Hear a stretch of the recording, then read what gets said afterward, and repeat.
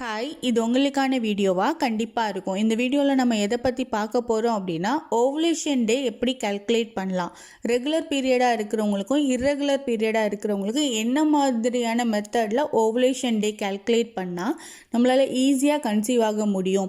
அதே மாதிரி period சைக்கிளும் period டேயும் different ஆகுறப்போ நமக்கு ஓவுலேஷன் டே என்ன மாதிரி கால்குலேட் பண்ணணும் அப்படிங்கிற மாதிரி எல்லா டவுட்ஸையும் இந்த வீடியோவில் நம்ம கிளியராக பார்க்கலாம். அதுக்கு முன்னாடி நீங்கள் இன்னும் சேனலை சப்ஸ்கிரைப் பண்ணலைன்னா மறக்காமல் சப்ஸ்கிரைப் பண்ணிடுங்க. ஃபஸ்ட்டு இந்த ஓவுலேஷனுங்கிறது தான் நம்மளோட ப்ரெக்னென்சிக்கு ரொம்பவே இம்பார்ட்டன்ட். ஓவுலேஷனுங்கிறது கருமுட்டை வெடித்து வெளியே வருது. ஸோ இந்த கருமுட்டை வெடித்து வெளியே வர டைமில் நம்ம கரெக்டாக இன்டர்கோர்ஸ் இருக்கிறப்போ தான் கருமுட்டையும் ஸ்பேமும் மீட் ஆகி கருவாக உருவாகும். ஸோ ஓவுலேஷனுங்கிறது ரொம்பவே இம்பார்ட்டன்ட். இந்த ஓவுலேஷன் டே அப்போது நமக்கு சில சிம்டம்ஸ் எல்லாம் இருக்கும். இந்த மாதிரி சிம்டம்ஸ் இருந்து அதை வச்சு கண்டுபிடிக்கிறது ரொம்பவே ஈஸி.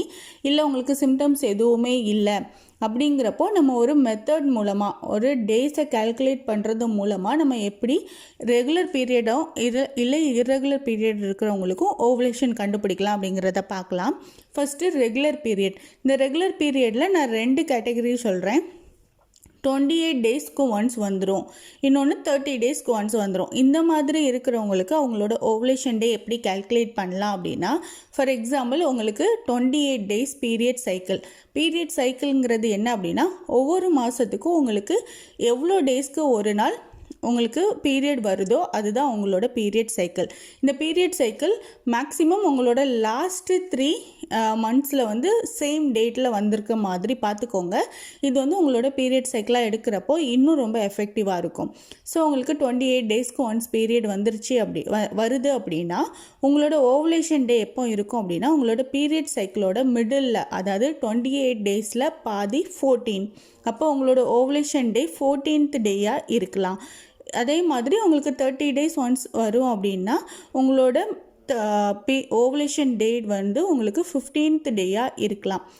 இப்போ கன்ஃபார்மாக உங்களுக்கு 14th டே தான், இல்லை 30 டேஸ் சைக்கிள் இருக்கிறவங்களுக்கு 15th டே தான் இருக்குமான்னு கேட்டால் கன்ஃபார்மாக சொல்ல முடியாது. ஸோ உங்களுக்கு முன்ன பின்ன ஒரு நாள் 2 நாள் மாறி மாறி இருக்கலாம். இதனால நீங்கள் என்ன பண்ணிக்கலாம் அப்படின்னா, உங்களுக்கு ஓவுலேஷன் டேன்னு கால்குலேட் பண்ணுறதை விடக்கும் ஓவுலேஷன் வீக்காக கால்குலேட் பண்ணிக்கோங்க. ஃபார் எக்ஸாம்பிள் இப்போ 28 டேஸ் சைக்கிள் இருக்கிறவங்களுக்கு 14th டே ஓவுலேஷன்னு சொல்லியிருக்கேன். ஸோ அப்போ 14th டே மட்டும் இல்லாமல் 14th டேக்கு முன்னாடி ஒரு 2 நாள் இல்லை 3 நாளும், இல்லை ஓவுலேஷனுக்கு அப்புறம் அதாவது 14th டேக்கு அப்புறம் ஒரு 3 நாளும் சேர்த்து மொத்தமாக 7 டேஸாக நீங்கள் கால்குலேட் பண்ணிக்கோங்க. அதாவது உங்களுக்கு 14th முன்னாடி 3 நாள், அப்புறம் 3 நாள் ப்ளஸ் உங்களோட ஓவுலேஷன் டே, மொத்தமாக 7 டேஸ் கால்குலேட் பண்ணி அதில் ஒரு நாள் விட்டு ஒரு நாள் நீங்கள் இன்டர்கோர்ஸில் இருந்தால் போதும், உங்களால் ஈஸியாகவே கன்சீவ் ஆக முடியும். அதே மாதிரி 30 டேஸ் சைக்கிள் அப்படிங்கிறப்போ உங்களுக்கு 15th டே மிடில் இருக்கும். ஸோ 15th டேக்கு 3 டேஸ் முன்னாடியும் 3 டேஸ் அப்புறமாவும் சேர்த்து டோட்டலாக 7 டேஸ். அந்த 7 டேஸில் நீங்கள் ஒரு நாள் விட்டு ஒரு நாள் இன்டர்கோர்ஸில் இருக்கிறப்போ உங்களுக்கு ரொம்ப ஈஸியாகவே ப்ரெக்னென்சி கிளிக் ஆகும். இது ரெகுலராக இருக்கிறவங்களுக்கு. இப்போ இர்ரெகுலர் பீரியடுங்கிறப்போ உங்களுக்கு 2 கேட்டகரி வரும். அதாவது உங்களுக்கு 40 டேஸ்க்கு உள்ள உங்களுக்கு பீரியட் ஆகிரும். 40 டேஸ்க்குள்ளே உங்களுக்கு எப்போ வேணாலும் பீரியட் ஆகிரும் அப்படிங்கிறவங்களுக்கு நான் இப்போ சொல்லக்கூடிய மெத்தடை நீங்கள் ஃபாலோ பண்ணுங்கள் உங்களோட ஓவுலேஷன் டே கால்குலேட் பண்ணுறதுக்காக. உங்களுக்கு 40 டேக்குள்ளே ஒரு நாள் பீரியட் வந்துடும். ஃபார் எக்ஸாம்பிள் உங்களுக்கு லாஸ்ட் பீரியட் டேட் டிசம்பர் 5, இந்த மந்த்து டிசம்பர் 5 இருந்துச்சு அப்படின்னா உங்களுக்கு நெக்ஸ்ட்டு பீரியட் டேட் 40th டே சைக்கிள் வச்சு கால்குலேட் பண்ணி பார்க்குறப்போ 14th டேயாக இருக்கும். அதாவது ஜனவரி 14 உங்களோட நெக்ஸ்ட் பீரியடோட டேட் இருக்கும். அப்படிங்கிற பட்சத்தில் உங்களோட மிட்டு தான் உங்களோட ஓவுலேஷன்னு சொல்கிறோம். ஸோ இந்த 5 to 14 உங்களோட மிட்டு எப்போ வரும் அப்படின்னா 25th டே, அதாவது டிசம்பர் 25th, இந்த மந்த்து 25th உங்களுக்கு ஓவுலேஷனாக இருக்கும். இப்போது ரெகுலர் பீரியடாக இருக்கிறவங்களுக்கு நீங்கள் ஒரு டே மட்டும் கால்குலேட் பண்ணாதீங்க. உங்களுக்கு ஓவுலேஷன் டேக்கு முன்னாடி ஒரு 3 நாள், பின்னாடி ஒரு 3 நாள்னு சொல்லியிருந்தோம்.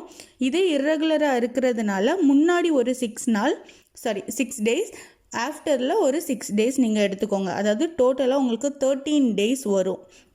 அதாவது இப்போ உங்களுக்கு ஓவலேஷன் டே வந்து 25th சொல்லியிருக்கேன் அப்படின்னா 25th முன்னாடி ஒரு சிக்ஸ் டேஸ், அதாவது 19 டே, அதாவது நாளையிலேருந்து உங்களுக்கு 19ஆம் தேதியிலேருந்து 31ஆம் தேதி வரைக்கும் உங்களோட ஓவலேஷன் வீக்காக நீங்கள் கேல்குலேட் பண்ணிங்க அப்படின்னா அந்த டேஸில் நீங்கள் அல்டர்னேட்டிவ் டேஸில், அதாவது ஒரு நாள் விட்டு ஒரு நாள் இன்டர்கோர்ஸ் இருக்கிறப்போ உங்களுக்கு ரொம்பவே ஈஸியாகவே ப்ரெக்னென்சி கிளிக் ஆகுறதுக்கான சான்சஸ் இருக்குது.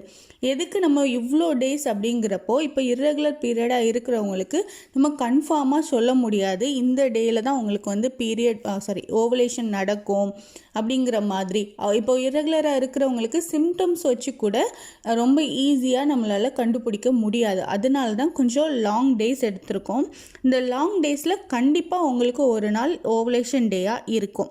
அப்படிங்கிற பட்சத்தில் உங்களுக்கு ஈஸியாகவே ப்ரெக்னென்சி கிளிக் ஆகும். இர்ரெகுலராக இருக்குது, இல்லை எனக்கு இந்த டேஸ்லேயும் இன்னும் கொஞ்சம் டவுட்டாக இருக்குது அப்படிங்கிறவங்க முன்னாடி, அதாவது உங்களோட ஓவலேஷன் வந்து 25th சொல்லியிருக்கோம்ல, அதுக்கு முன்னாடி உள்ள டேஸை வந்து நீங்கள் கம்மி பண்ணிக்கிட்டாலும் ஓகே.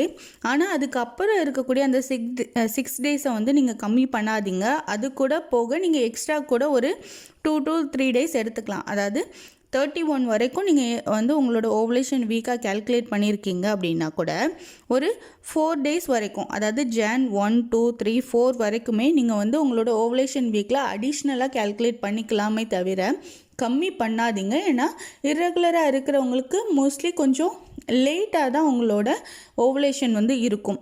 உங்களுக்கு இம்ப்ளான்டேஷனுமே கொஞ்சம் லேட்டாக நடக்கும். அதனால் நீங்கள் ப்ரெக்னென்சி செக் பண்ணுறப்போ கூட கொஞ்சம் லேட்டாக, ஒரு உங்களுக்கு 40 டேஸ் சைக்கிள்ங்கிறப்போ ஒரு 50th டே கூட நீங்கள் செக் பண்ணி பார்க்கலாம். மேக்ஸிமம் நீங்கள் வந்து 56 டே வரைக்குமே வெயிட் பண்ணி பார்க்கலாம். அது வந்து ரெகுலராக இருந்தாலும் ஓகே, இர்ரெகுலராக இருந்தாலும் 56 டேஸ் வரைக்குமே நீங்கள் வெயிட் பண்ணி நீங்கள் வந்து ப்ரெக்னென்சி செக் பண்ணிக்கலாம். இந்த மாதிரி நீங்கள் கேல்குலேட் பண்ணி பாருங்கள். உங்களுக்கு ஈஸியாகவே ப்ரெக்னென்சி கிளிக் ஆகிறதுக்கான சான்சஸ் அதிகமாகவே இருக்கும். செகண்ட் டவுட் என்ன அப்படின்னா, இப்போ உங்களுக்கு பீரியட் சைக்கிள் வந்து 40 டேஸ் இருக்குது.